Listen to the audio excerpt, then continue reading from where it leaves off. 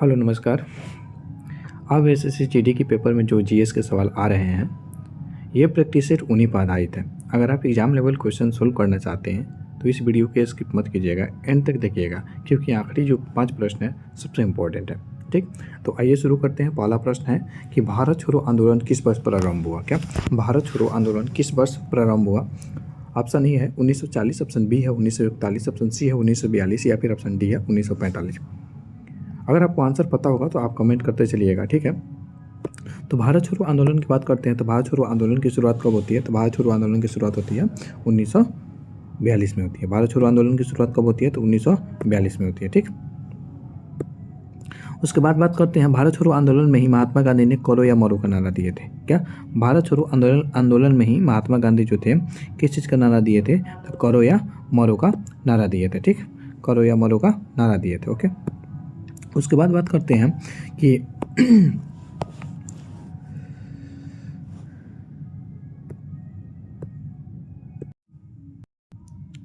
इस आंदोलन को अगस्त क्रांति के नाम से भी जानते हैं। क्या इस आंदोलन को अगस्त क्रांति के नाम से भी जानते हैं? अगस्त क्रांति के नाम से भी जानते हैं। उसके बाद बात करते हैं कि यह कब शुरू होता है? तो 8 अगस्त 1942 को शुरू होता है। कब शुरू होता है? तो 8 अगस्त 1942 को शुरू होता है। 8 अगस्त 1942 को शुरू होता है। ठीक, उसके बाद बात करते हैं कि इसका नेतृत्व कौन संभालने वाले होते हैं? तो महात्मा गांधी संभालने वाले होते हैं। कौन नेतृत्व संभालने वाले होते हैं? तो महात्मा गांधी संभालने वाले होते हैं। इसी में इन्होंने क्या डू और डाई का नारा दिया, यानी करो या मरो का नारा देते हैं। ठीक है, डू और डाई का नारा। इसमें अंग्रेजों द्वारा क्या चलाया गया था? तो ऑपरेशन 0 आवर चलाया गया था। क्या ऑपरेशन 0 आवर चलाया गया था? इसके तहत जितने भी महत्वपूर्ण नेता थे उन लोगों को गिरफ्तार कर लिया गया था, जिसमें महात्मा गांधी, ठीक है, सरोजनी नायडू, महात्मा गांधी हो गई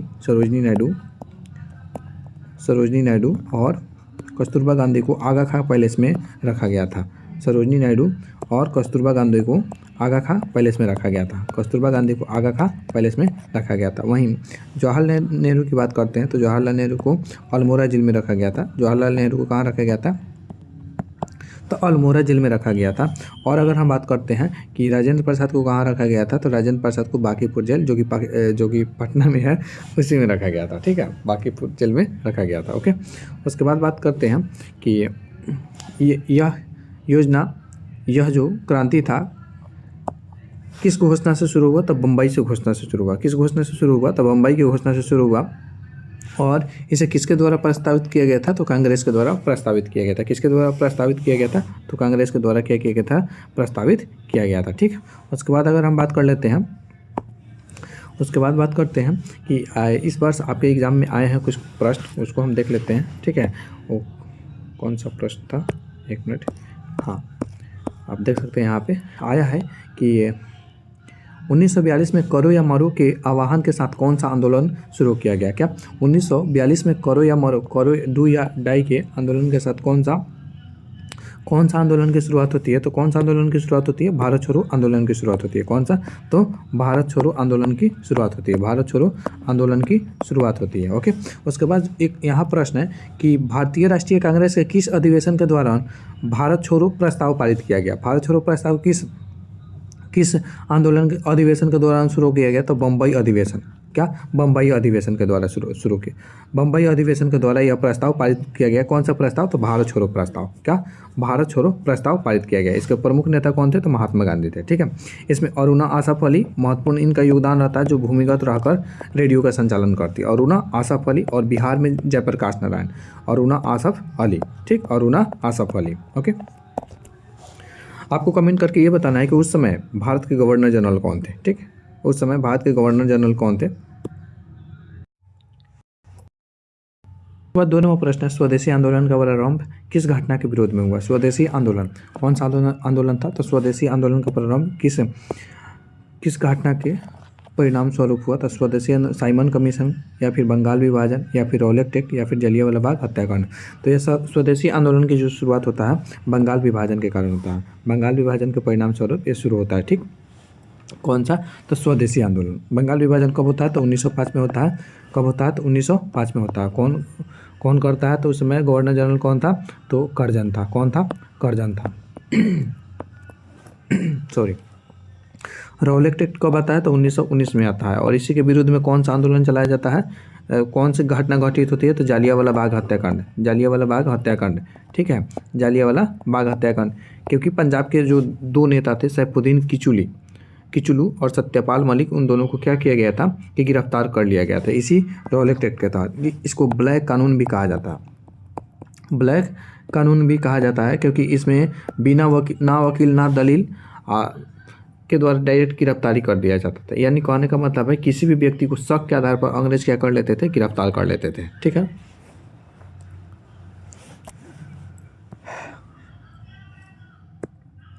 उसके बाद कुछ महत्वपूर्ण बिंदु की बात करते हैं। तो ये बंगाल विभाजन 1905 में शुरू होता है, ठीक है, और लॉर्ड कर्जन करता है, ऑलरेडी हम बात कर चुके हैं। इसमें राष्ट्रीय शिक्षा पर क्या किया गया कि बल दिया गया, राष्ट्रीय शिक्षा पर बल दिया गया, ठीक है, और बहिष्कार आंदोलन चलाया गया। बहिष्कार आंदोलन इस मामले में कि जो भी ब्रिटिश सामान था उसका हम लोग क्या किए कि बहिष्कार किए। और इसी आंदोलन में कांग्रेस दो गुटों में बढ़ जाता है। एक तो नरम दल कहलाता है और दूसरा गरम दल कहलाता है। एक तो नरम दल कहलाता है और एक दूसरा गरम दल कहलाता है। गरम दल में मुख्य रूप से तीन थे, लाल बाल पाल थे, लाला लाजपत राय थे, बाल गंगाधर तिलक थे और बिपिन चंद्र पाल थे। वहीं नरम दल में दादा भाई नौरोजी होगा, अरविंद घोष होगा, फिरोज शाह मेहता हो गए, ये सभी नेता थे, ठीक। और 1907 में ये तो विचारधारा के रूप में ये दो दल एक साथ हुए, ठीक है, कांग्रेस में। लेकिन 1907 में क्या हो जाता है? सूरत अधिवेशन में नरम दल और गरम दल में बंटवारा हो जाता है, ठीक है। ये दोनों कांग्रेस दो पार्ट में बढ़ जाता है, एक तो नरम दल और दूसरा गरम दल, ठीक है। लेकिन शुरुआत कहाँ से होती है? तो शुरुआत होती है बंगाल विभाजन से ही शुरुआत होती है। और वास्तव में बढ़ता किस में है? तो ये बढ़ता है 1907 में, सूरत अधिवेशन होता है। सूरत देखते ही वो क्या हो जाता है? दो भागों में बढ़ जाता है, एक तो नरम दल और दूसरा गरम दल, ठीक। उसके बाद बात करते हैं कि 3वां प्रश्न, सिंधु घाटी सभ्यता का प्रमुख नगर कौन सा था? सिंधु घाटी सभ्यता का प्रमुख नगर कौन सा था? ऑप्शन ए है पाटलिपुत्र, ऑप्शन बी है हड़प्पा, ऑप्शन सी है उज्जैन या फिर ऑप्शन डी है तक्षशिला। सिंधु घाटी सभ्यता का प्रमुख नगर की बात कर रहे हैं, तो सिंधु घाटी सभ्यता का अगर प्रमुख नगर की बात करें तो उस समय सिंधु घाटी सभ्यता का प्रमुख नगर हड़प्पा था। किस नदी के किनारे? तो रावी नदी के किनारे। किस नदी के किनारे? तो रावी नदी के किनारे, ठीक, रावी नदी के किनारे। मोहनजोदड़ो किस नदी के किनारे है? मोहनजोदड़ो किस नदी के किनारे है? तो मोहनजोदड़ो किस नदी के किनारे है? तो यह है सिंधु नदी के किनारे। किस नदी के किनारे है? तो सिंधु नदी के किनारे है, ठीक। सिंधु मौसी से याद रख सकते हैं इसको, ठीक है। हारा से इसको याद रख सकते हैं, हारा, ठीक है। ह से हरापा, रा से रावी, ठीक है। रावी का प्राचीन नाम क्या है? तो रावी का प्राचीन नाम क्या है? तो परुष्णी है, ठीक है, परुष्णी है, ठीक है। और तक्षशिला, जो तक्षशिला है वो अशोक के समय ही, ठीक है, जो चाणक्य थे ये तक्षशिला के अध्यापक थे। चाणक्य जो थे तक्षशिला के क्या थे? अध्यापक थे, ठीक है। और तक्षशिला पश्चिमी भारत में पड़ता है। तक्षशिला कहाँ पाया जाता है? तो पश्चिमी भारत में पाया जाता है, ठीक है। उसके बाद एक अगर इसकी हम इम्पोर्टेंस की बात करें तो यह कांस्य से युगीन सभ्यता रही। किस प्रकार की सभ्यता रही? तो कांस्य से युगीन सभ्यता रही। हड़प्पा का प्रमुख नगर, ये नगर नियोजन के लिए जानी जाती है। क्या? नगर नियोजन के लिए जानी जाती है। इसमें का जो मोहनजोदड़ो होता है, ठीक है, मोहनजोदड़ो का क्या अर्थ होता है? मोहनजोदड़ो का अर्थ होता है मृतकों का टीला। मोहनजोदड़ो का क्या अर्थ होता है? तो मृतकों का टीला होता है, ठीक है, मृतकों का टीला, ठीक। यहाँ पक्की ईंट का प्रमाण मिला है। किस प्रकार की ईंट? तो पक्की ईंट का प्रमाण मिला है। उसके बाद मातृदेवी की पूजा होती थी। मातृदेवी की पूजा होती थी। अगर हम चित्र की बात करें तो भाव चित्रात्मक चित्र मिला है, भाव चित्रात्मक चित्र मिला है। और सबसे प्राचीन अगर हम लिपि की बात करें तो वो सिंधु लिपि, ठीक, सिंधु लिपि जो 2025 में पूछा गया था, सिंधु लिपि, ठीक है। यहाँ पर जल निकासी की उचित प्रबंधन था, नगर नियोजन था, ग्रिड पद्धति था, ठीक है, क्योंकि जो भी सड़क था एक दूसरे को एकदम समकोण पर काटता था, ठीक है, और बहुत ही अच्छा से नगर नियोजन था। व्यापारिक सभ्यता था, मुहरों का भी प्रयोग होता था और मुख्य आधार क्या था? कृषि आधार था। एक बात ध्यान रखिएगा, इसमें घोड़ा का प्रमाण नहीं मिला। लोथल जो है, लोथल सिंधु घाटी सभ्यता में क्या था? तो एक प्रकार का बंदरगाह था। लोथल क्या था? तो एक प्रकार का क्या था? तो बंदरगाह था, ठीक। उसके बाद अगर हम बात करते हैं कि कालीबंगा किस राज्य में है? तो कालीबंगा राजस्थान राज्य में है। कालीबंगा किस राज्य में है? तो कालीबंगा राजस्थान राज्य में। किस राज्य में है? तो कालीबंगा राजस्थान राज्य में है। ठीक है, कालीबंगा किस राज्य में है? तो कालीबंगा। अगले प्रश्न पढ़ते हैं। अगला प्रश्न है 4 नंबर, भारत की सबसे लंबी नदी कौन सी है? भारत की सबसे लंबी नदी कौन सी है? ऑप्शन ए है ब्रह्मपुत्र, ऑप्शन बी है गंगा, ऑप्शन सी है गोदावरी, ऑप्शन डी है नर्मदा। ठीक है, भारत की सबसे लंबी नदी की बात करते हैं तो भारत की सबसे लंबी नदी कौन सी है? कमेंट करके बताइए। ठीक है, थोड़ा सा हम टाइम देते हैं कि भारत की सबसे लंबी नदी कौन सी है। ठीक, ऑप्शन ए है ब्रह्मपुत्र, ऑप्शन बी है गंगा, ऑप्शन सी है गोदावरी या फिर ऑप्शन डी है नर्मदा। ठीक है, तो भारत की सबसे लंबी नदी कौन है? तो गंगा है। भारत की सबसे लंबी नदी कौन सा है? तो गंगा है। भारत की सबसे लंबी नदी कौन सा है? गंगा है। इसकी लंबाई कितना है? तो 25-25 किलोमीटर है। कितना लंबाई है? तो 25-25 किलोमीटर है। कहाँ इसका उद्गम होता है? तो गोमुख पर्वत से। ठीक है, गंगोत्री से निकलती है। ठीक है, गंगोत्री से क्या करती है? निकलती है। उसके बाद बात करते हैं इसको गोदावरी की, तो इसे दक्षिणी भारत की गंगा कहा जाता है। क्या? दक्षिणी भारत की गंगा कहा जाता है। दक्षिणी भारत की गंगा कहा जाता है। दक्षिणी भारत की गंगा कहा जाता है। ये जो है अरब सागर में गिरती है। क्या? अरब सागर में गिरती है। अगर अरब सागर में गिरती है। धुआंधार जलप्रपात इसी नदी के तट पर है। ठीक है, इसी नदी के तट पर है। ओके, ब्रह्मपुत्र की बात करते हैं। ठीक है, ब्रह्मपुत्र की बात करते हैं तो यह निकलती है कहाँ? हिमालय के अगर ये हिमालय है तो हिमालय के किस क्षेत्र से निकलती है? तो ये उत्तरी क्षेत्र से निकलती है। हिमालय के उत्तरी क्षेत्र से निकलती है। आपके 2025 के एग्जाम में कि जो ब्रह्मपुत्र नदी है किस हिमालय के किस दिशा से निकलती है? ठीक है, तो ये हिमालय के उत्तरी दिशा से निकलती है। ठीक उसके बाद अगले हम प्रश्न की बात करते हैं। इसके कुछ महत्वपूर्ण पॉइंट है, जैसे गंगा की लंबाई कितना है? तो 25-25 किलोमीटर है। गंगोत्री से निकलती है, बंगाल की खाड़ी में गिरती है। ठीक है, 5 नंबर प्रश्न है, कर्क रेखा भारत के कितने राज्यों से गुजरती है? क्या? कर्क रेखा भारत के कितने राज्यों से गुजरती है? तो कर्क रेखा जो है भारत के कितने राज्यों से गुजरती है? आपको कमेंट करके बताना है। ऑप्शन ए है 6, ऑप्शन बी है 7, ऑप्शन सी है 8 या फिर ऑप्शन डी है 9। इसका जो सही जवाब है ऑप्शन सी, यानी कर्क रेखा है जो भारत के 8 राज्यों से होकर गुजरती है। क्या? भारत के 8 राज्यों से होकर गुजरती है। आपको ट्रिक पता होगा, कौन सा ट्रिक है? तो ट्रिक है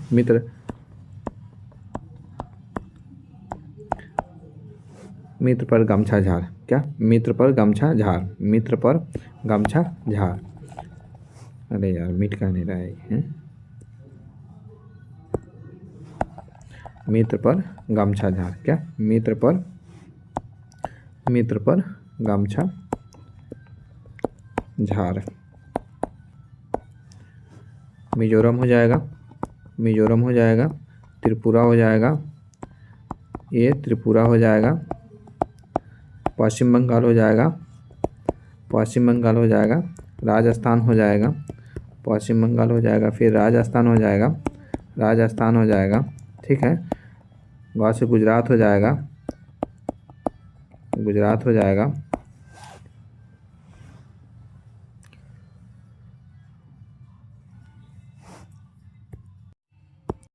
उसके बाद से क्या हो जाएगा? आपका मध्य प्रदेश हो जाएगा, मध्य प्रदेश हो जाएगा। 6 से छत्तीसगढ़ हो जाएगा, छत्तीसगढ़ हो जाएगा, छत्तीसगढ़ हो जाएगा। और झार से झारखंड हो जाएगा। क्या हो जाएगा? झारखंड हो जाएगा, झारखंड हो जाएगा। ठीक, कर्क रेखा भारत के कितने राज्यों से गुजरती है? तो भारत के 8 राज्यों से गुजरती है। भारत के 8 राज्यों से गुजरती है।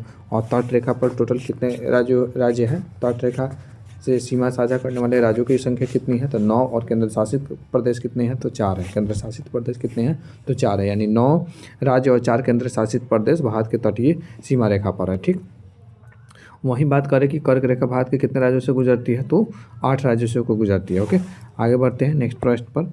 अगला प्रश्न है भारत का संविधान कब लागू हुआ? भारत का संविधान कब लागू हुआ? ऑप्शन ए है 15 अगस्त 1947, ऑप्शन बी है 26 जनवरी 1949, ऑप्शन सी है 26 जनवरी 1950 या फिर ऑप्शन डी है 2 अक्टूबर 1950। इसका सही जवाब है भारत का जो संविधान है कब लागू किया गया? भारत का संविधान कब लागू हुआ? तो भारत का संविधान 26 जनवरी 1950 को लागू होता है। भारत का संविधान कब लागू होता है? तो 26 जनवरी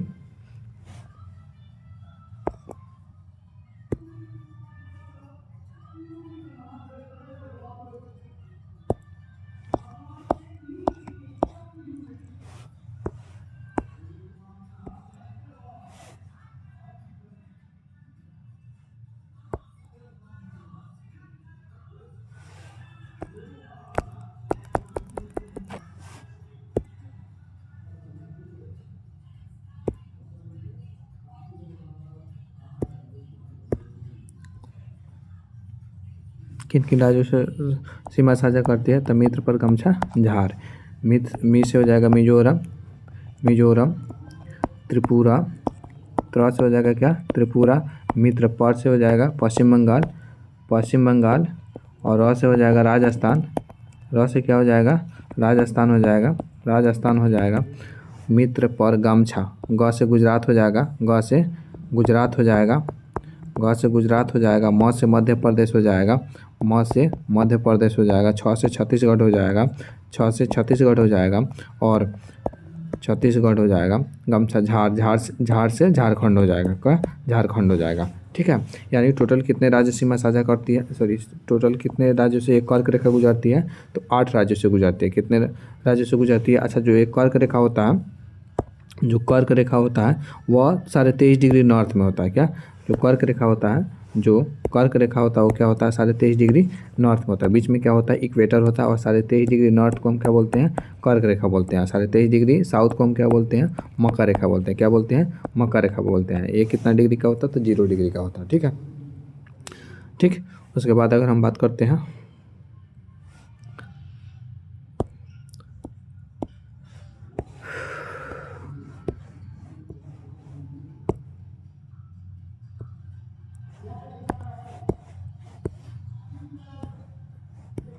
भारत का संविधान कब लागू हुआ? भारत का संविधान कब लागू हुआ?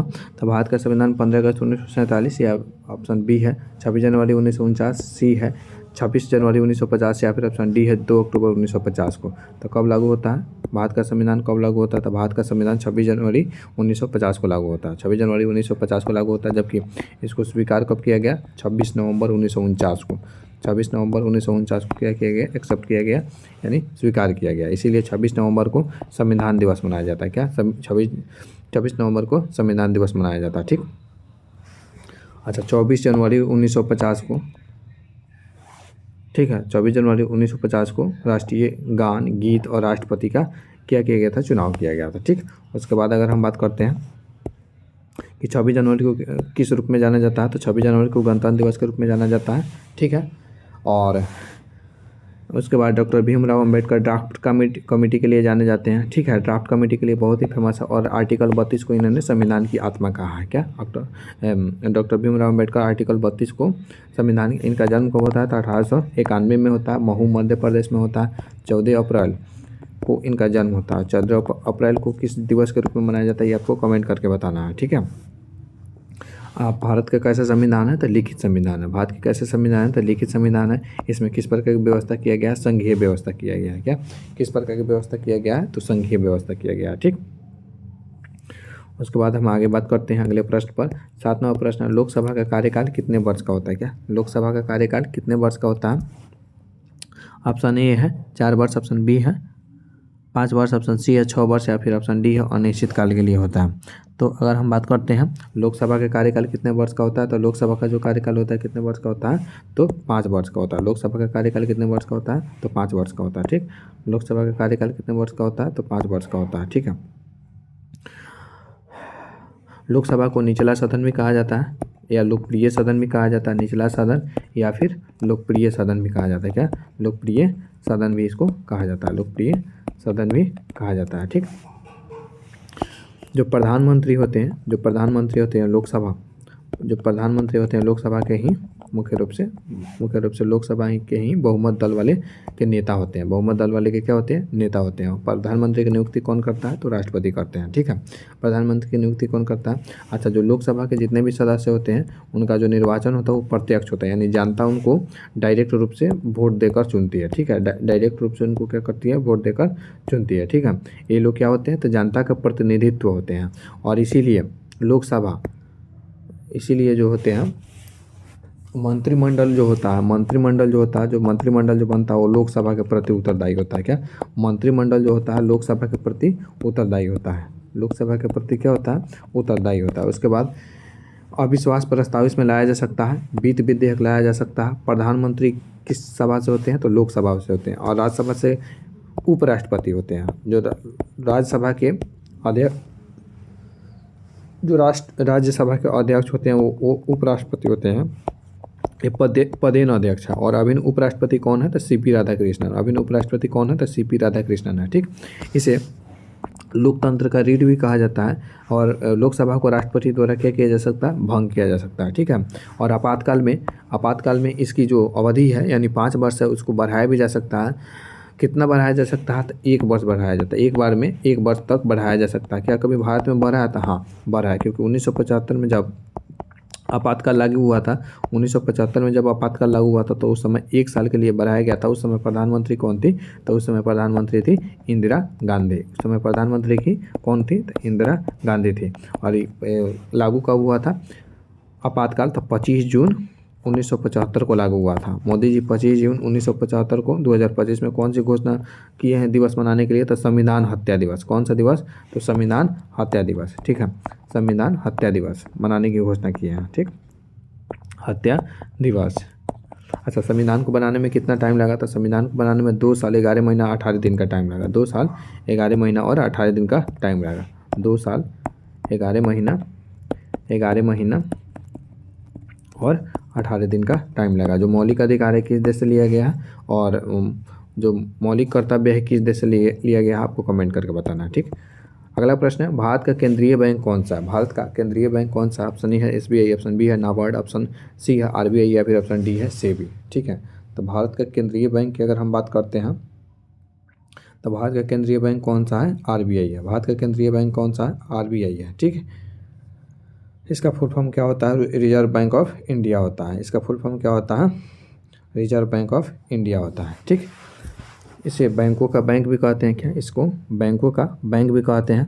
और आम नाबार्ड की बात करें तो नाबार्ड की स्थापना कब होती है? तब 12 जुलाई 1982 को होती है। क्या 12 जुलाई 1982 को होती है? फिर गड़बड़ हो गया। 12 जुलाई 1900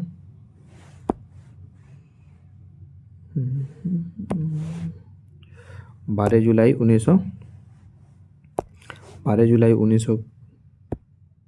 1982 को होती है। किस पंचवर्षीय योजना में होती है?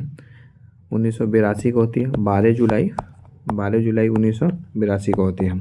किस पंचवर्षीय योजना के तहत होती है? तो छठी पंचवर्षीय योजना के तहत होती है। किस पंचवर्षीय योजना के तहत? तो छठी पंचवर्षीय योजना के तहत होती है। ठीक है, कौन सा समिति सिफारिश किया था? तो बी शिवरमन समिति सिफारिश किया था। क्या? बी शिवरमन समिति सिफारिश करते हैं। और पंचायती राज व्यवस्था का गठन किसके सिफारिश पर हुआ था? पंचायती राज व्यवस्था का तो त्रिस्तरीय जो पंचायती राज व्यवस्था उसका वो किनका सिफारिश था? तो बलवंत राय मेहता का सिफारिश था। बलवंत राय मेहता समिति का क्या था? सिफारिश था। बलवंत राय मेहता समिति का सिफारिश था। ठीक, आरबीआई क्या करती है? महंगाई को नियंत्रित करने का काम करती है। ठीक है, आरबीआई क्या करती है? महंगाई को। एसबीआई क्या था? State bank of India. SEBI security exchange board of India है सेबी। ठीक है, अभी इसका अध्यक्ष कौन है? तो तुहिनकांत पांडे हैं सेबी के। ठीक है, और आरबीआई का मुख्यालय कहाँ है? तो मुंबई है। आरबीआई का मुख्यालय कहाँ है? तो मुंबई है। स्थापना कब होती है? तो 1935 में होती है। आरबीआई की स्थापना कब होती है? तो 1935 में होती है। ठीक है, किस कमेटी पर होती है? तो यंग हिल्टन कमेटी के सिफारिश पर होती है। किस कमेटी के? तो यंग हिल्टन कमेटी के सिफारिश पर होती है। और किस अधिनियम के द्वारा होती है? तो 1934 का अधिनियम द्वारा होती है। कौन सा अधिनियम? 1934 का अधिनियम द्वारा होती है। ठीक है, इसके प्रथम गवर्नर कौन थे? तो ऑसबर्न स्मिथ थे। ठीक है, ऑसबर्न स्मिथ थे। और अगर हम प्रथम भारतीय गवर्नर की बात करते हैं सीडी देशमुख थे। अभिन्न भारतीय गवर्नर की बात करते हैं सीडी देशमुख थे। प्रथम भारतीय गवर्नर की बात करें आरबीआई की तो कौन थे? तो सीडी देशमुख थे। ठीक, उसके बाद यह क्या करता है? तो मुद्रा जारी करता है। इसको बैंकों का बैंक कहते हैं। मौद्रिक नीति पर नियंत्रण करता है। विदेशी मुद्रा भंडार करता है। और महंगाई पर क्या करता है? नियंत्रण करता है। यह सरकार का भी बैंक है। ठीक है, बैंकों का तो बैंक है ही, यह सरकार का भी बैंक है। इसी से संबंधित है repo rate, reverse repo rate और रिवर्स रेपो रेट इसी से संबंधित है। रेपो रेट क्या होता है? तो जिस दर पर क्या होता है कि बैंकों को आरबीआई लोन देती है, जिस दर पर बैंकों को आरबीआई लोन देती है उसको रेपो रेट बोलते हैं। और रिवर्स रेपो रेट किसको कहते हैं? तो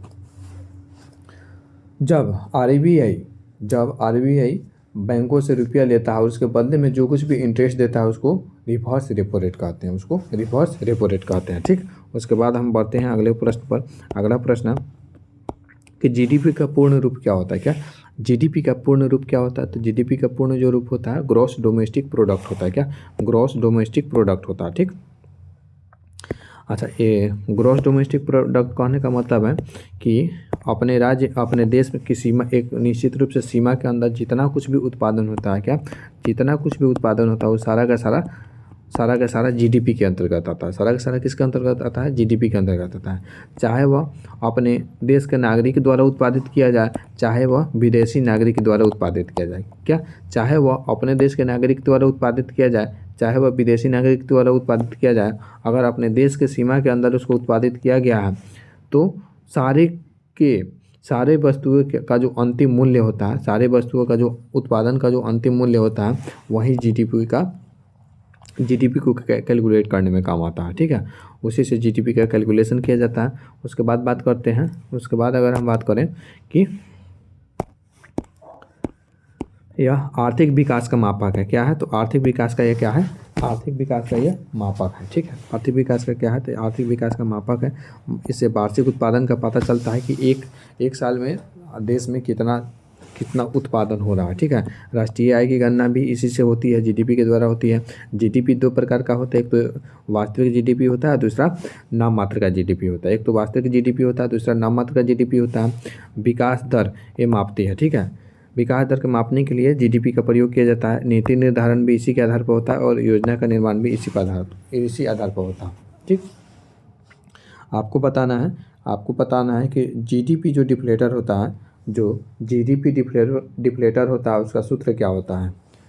जो जीडीपी डिफ्लेटर होता है उसका सूत्र क्या होता है? ये आपके पीवाईक्यू का पूछा हुआ प्रश्न है कि जीडीपी डिफ्लेटर का फॉर्मूला क्या होता है। ठीक है, तो इसका फॉर्मूला होता है नॉमिनल जीडीपी बटा रियल जीडीपी, नॉमिनल जीडीपी बटा रियल जीडीपी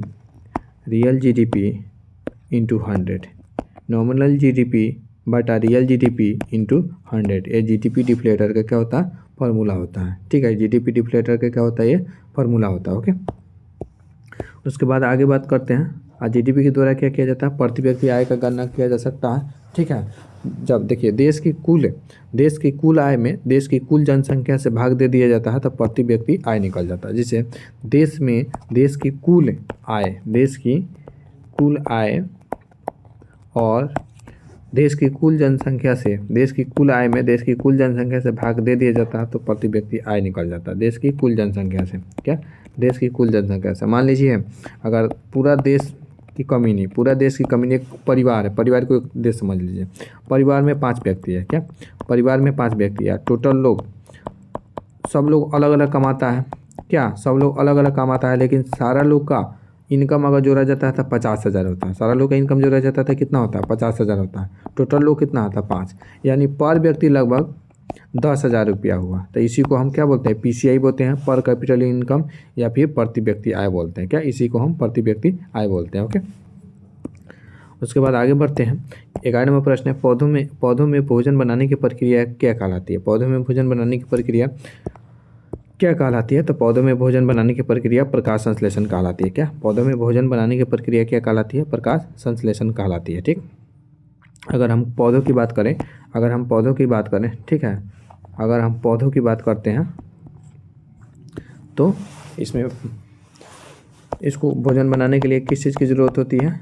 ठीक है, जिस माध्यम से पहले भोजन बनता है उसको प्रकाश संश्लेषण बोलते हैं। तो ज़रूरत किस चीज़ की होती है? तो ज़रूरत होती है इसको लाइट की। ज़रूरत इसको किस चीज़ की होती है? तो ज़रूरत इसको सबसे पहले सूर्य की प्रकाश की ज़रूरत होती है। ठीक, सूर्य की प्रकाश की। ठीक, उसके बाद CO2 की ज़रूरत होती है, जो कि वायुमंडल से ले लेता है। CO2 की ज़रूरत होती है।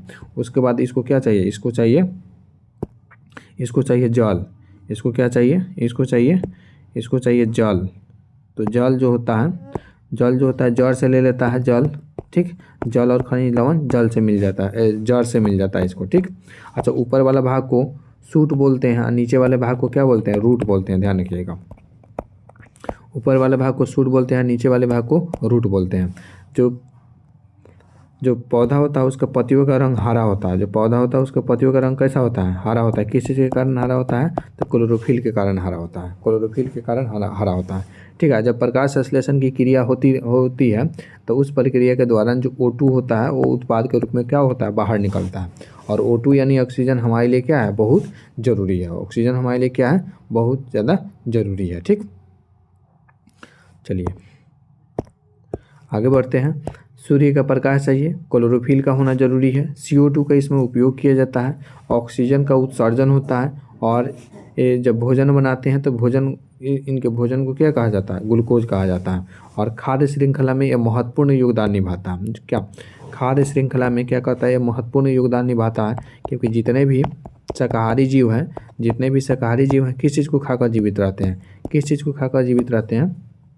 तो इसी घास फूस को या फिर जो पेड़ पौधे होते हैं उसके पत्ते को खाकर ये क्या करते हैं? जीवित रहते हैं। जैसे हाथी हो गया, ऊँट हो गया, क्या खाता है? पत्ता खाता है, पेड़ का पत्ता खाता है। तो एक खाद्य श्रृंखला को क्या करता है? बरकरार रखता है। अच्छा, जो ये घास होते हैं या फिर पेड़ पौधे जो होते हैं इनको उत्पादक कहा जाता है। क्या? इनको उत्पादक कहा जाता है। और जो इसको खाता है, जो भी शाकाहारी जीव होते हैं उसको जो खाता है, जो भी शाकाहारी जीव जो घास को खाते हैं उसको क्या कहा जाता है? प्रथम उपभोक्ता कहा जाता है। क्या? प्रथम उपभोक्ता कहा जाता है। प्रथम उपभोक्ता कहा जाता है। और जो शाकाहारी जीव को खाता है उसको क्या कहा जाता है? द्वितीय उपभोक्ता कहा जाता है। द्वितीय उपभोक्ता कहते हैं। द्वितीय उपभोक्ता कहते हैं। ठीक। और जो द्वितीय उपभोक्ता को खाता है उसको तृतीयक उपभोक्ता कहते हैं। ठीक, उसको हम क्या बोलते हैं? तृतीयक उपभोक्ता बोलते हैं। अब बताइए, जो शेर होता है कौन सा उपभोक्ता कहलाएगा? प्रथम उपभोक्ता कहलाएगा कि नहीं कहलाएगा? नहीं कहलाएगा। जो शेर होता है प्रथम उपभोक्ता नहीं कहलाएगा। क्या कहलाएगा? तो वो कहलाएगा द्वितीय उपभोक्ता। ठीक। उसके बाद बात करते हैं विद्युत प्रतिरोध का एसआई मात्रक क्या होता था? विद्युत प्रतिरोध का एसआई मात्रक की अगर हम बात करते हैं तो विद्युत प्रतिरोध का एसआई मात्रक ओम होता है। क्या होता है? विद्युत प्रतिरोध का एसआई मात्रक ओम होता है। ओम का सूत्र की अगर बात करें तो ओम की सूत्र की अगर हम बात करते हैं तो ये क्या होता है? V=IR होता है, जहाँ R क्या होता है? नियतांक होता है। जहाँ R क्या होता है? नियतांक होता है। अगर R का अगर फॉर्मूला निकालें तो R क्या होता है? V/I होता है। R क्या होता है? तो प्रतिरोध होता है। I क्या होता है? तो प्रतिरोध R क्या होता है? तो प्रतिरोध होता है। I क्या है? तो ये करेंट है। ठीक है। V क्या है? तो वोल्ट है। ओके। अगर हम बात करते हैं इंपॉर्टेंट पॉइंट्स की तो ओम जो है एसआई इकाई है और इसकी खोज कौन करते हैं? तो जॉर्ज ओम करते हैं। ठीक है। धारा का क्या एक जो है धारा का विरोध करता है। क्या करता है? धारा का विद्युत प्रतिरोध का एसआई मात्रा क्या है? तो ओम है। विद्युत प्रतिरोध का एसआई मात्रा क्या होता है? तो ओम होता है। और ये धारा का क्या करता है? विरोध करता है। चालक पर ये निर्भर होता है। चालक पर क्या होता है? ये निर्भर करता है। 16 नंबर प्रश्न है, भारत में योजना आयोग की स्थापना कब होती है? क्या भारत में योजना आयोग की स्थापना कब होती है? तो भारत में योजना आयोग की स्थापना होती है 1950 में। भारत में योजना आयोग की स्थापना कब होती है? तो 1950 में होती है। 15 मार्च 1950 को होती है। ठीक है। 15 मार्च 1950 को भारत में योजना आयोग की गठन होती है। प्रथम जो पंचवर्षीय योजना चलता है 1951 से 1956 तक चलता है। कौन सा मॉडल होता है? तो हेरोल्ड डोमर मॉडल होता है। हेरोल्ड डोमर मॉडल होता है। ठीक, हेरोल्ड डोमर मॉडल होता है। उसके बाद बात करते हैं कि जो द्वितीय पंचवर्षीय योजना होता है कौन सा मॉडल होता है? द्वितीय जो पंचवर्षीय योजना होता है कौन सा? तो महालनोबिस मॉडल होता है। महालनोबिस मॉडल होता है। महालनोबिस मॉडल। इस पर किस बात पर फोकस किया गया? तो इसमें उद्योग धंधों के विकास पर फोकस किया गया। क्या? उद्योग पर फोकस किया गया। ठीक। पहला पंचवर्षीय योजना था उसमें किस चीज़ पर फोकस किया गया था? तो कृषि पर। जो तीसरा पंचवर्षीय योजना था उसमें किस चीज़ पर फोकस किया गया था? तो कृषि और उद्योग दोनों पर फोकस किया गया था। ठीक है। जो पांचवा पंचवर्षीय योजना था 1974 से 1978 केवल 4 वर्षों तक चला। बीच में 3 योजना अवकाश होता है। एक तो 66 से 69 के बीच में 78 से 80 अनवरत योजना यानी रोलिंग प्लान चलता है। और उसके बाद 1991 और 1992 में 1 वर्षीय योजना चलता है। ठीक है। 1 वर्षीय योजना चलता है। ओके। 2014 में क्या किया जाता है? 15 अगस्त 2014 में इसको समाप्त कर दिया जाता है। किसको? पंचवर्षीय योजना को समाप्त कर दिया जाता है। ठीक है, और उसके स्थान पर नीति आयोग बैठता है। ठीक है, उसके स्थान पर नीति आयोग का गठन किया जाता है। नीति का फुल फॉर्म होता है national institution for transforming India, national institution for transforming India. और इसके अध्यक्ष कौन होते हैं? तो इसके अध्यक्ष होते हैं, कहाँ चले आए हम, इसके अध्यक्ष होते हैं कौन? प्रधानमंत्री होते हैं। इसके अध्यक्ष कौन होते हैं? तो प्रधानमंत्री होते हैं। इसके अध्यक्ष कौन होते हैं? तो प्रधानमंत्री होते हैं। ठीक,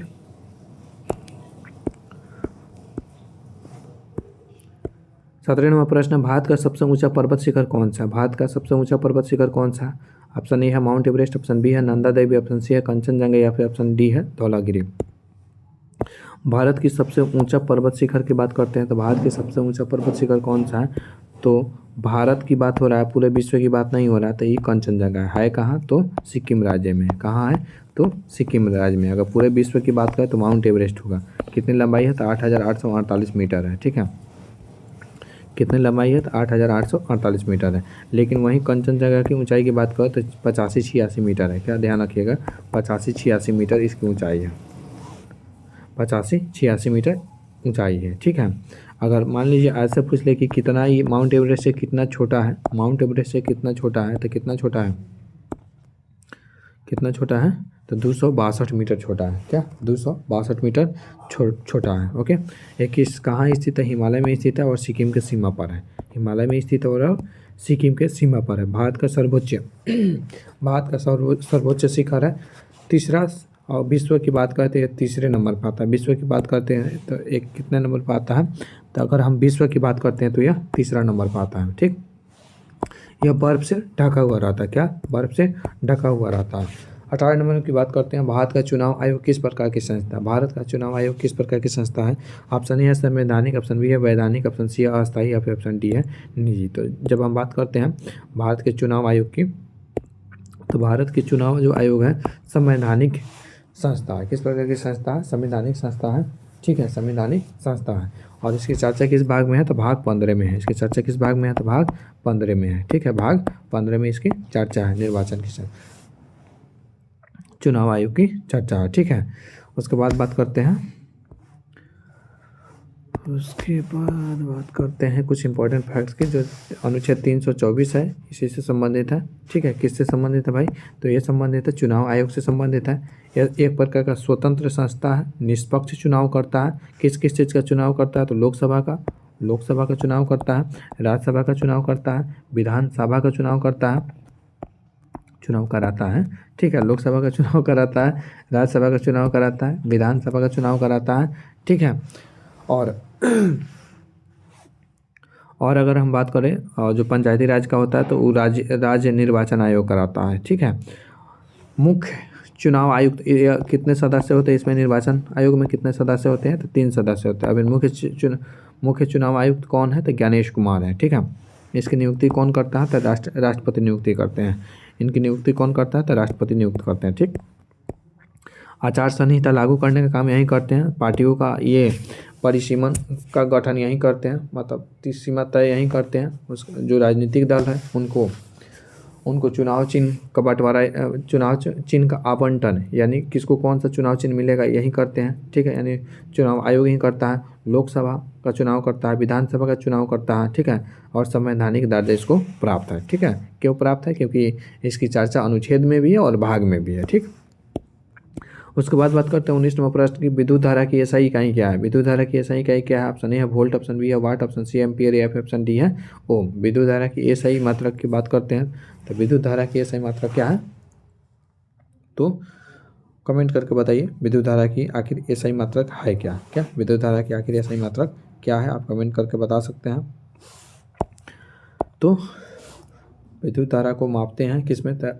एमीटर में मापते हैं। ठीक है, मापते तो एमीटर में है, लेकिन विद्युत धारा की अगर हम एसआई मात्रक की बात करते हैं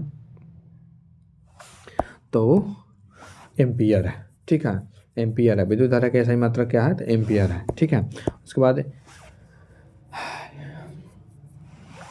इसको किस चीज़ से मापते हैं? तो एमीटर से मापते हैं। किस चीज़ से मापते हैं? तो इसको मापते हैं एमीटर से। किस चीज़ से मापते हैं? तो इसको मापते हैं एमीटर से। ठीक है, इसको एमीटर से मापते हैं। 20 नंबर प्रश्न है, भारत में भारतीय रिजर्व बैंक का गवर्नर कौन है? आरबीआई का गवर्नर कौन है? ठीक है, ऑप्शन ए है रघुराम राजन, ऑप्शन बी है उर्जित पटेल, ऑप्शन सी है शक्तिकांत दास, ऑप्शन डी है संजय मल्होत्रा। इसका जो सही जवाब है कौन सा है? संजय मल्होत्रा। अब आरबीआई के गवर्नर कौन है? इसके पहले कौन थे? शक्तिकांत दास थे। इसके पहले कौन थे? शक्तिकांत दास थे, लेकिन अभी कौन है? तो संजय मल्होत्रा। अभी कौन है? संजय मल्होत्रा। अगर हम मुख्यालय की बात करें, हेडक्वार्टर की बात करें, तो कहाँ है? मुंबई है। ठीक है, भारत की वित्तीय राजधानी किसको कहा जाता है? इसी मुंबई को ही कहा जाता है। ठीक है, मुंबई को ही कहा जाता है। ठीक है, इसको बैंकों का बैंक भी कहते हैं, सरकार का बैंक भी कहते हैं। और ये क्या करता है? नोट निर्गमन करने का काम करता है, महंगाई पर नियंत्रण करने का काम करता है। ठीक है, आर्थिक नियोजन बनाता है। और ये एक प्रकार का क्या है? कौन सा बैंक है? आरबीआई केंद्रीय बैंक। आरबीआई कौन सा बैंक है? केंद्रीय बैंक है। कब आया? इसका गठन कब किया जाता है? तो 1935 में। किस अधिनियम के द्वारा? तो 1934 के अधिनियम के द्वारा। प्रथम गवर्नर कौन थे? तो प्रथम गवर्नर ओसबोर्न स्मिथ थे। प्रथम भारतीय गवर्नर कौन थे? तो सीडी देशमुख थे। और अगर हम बात करते हैं, क्या बात करते हैं अब इन वर्तमान में कौन है? तो संजय मल्होत्रा है। अब इन वर्तमान में गवर्नर कौन है? तो संजय मल्होत्रा है। ठीक है, उसके बाद